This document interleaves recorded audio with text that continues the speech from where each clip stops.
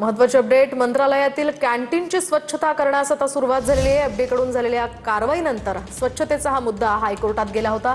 हायकोर्टाकडून आता मंत्रालयातील कॅन्टीनची स्वच्छता सुधारण्याचे आदेश देण्यात आलेले होते आणि त्यानंतर आता कॅन्टीनची स्वच्छता सुरू आहे। मी सध्या मंत्रालयाच्या कॅन्टीनमध्ये आहे आणि आपण पाहिलं तर काल एफडी कडून जी कारवाई आहे ती मंत्रालयाच्या कॅन्टीनवरती करण्यात आली आणि हा संपूर्णपणे विषय आहे तो हायकोर्टामध्ये गेलेला होता।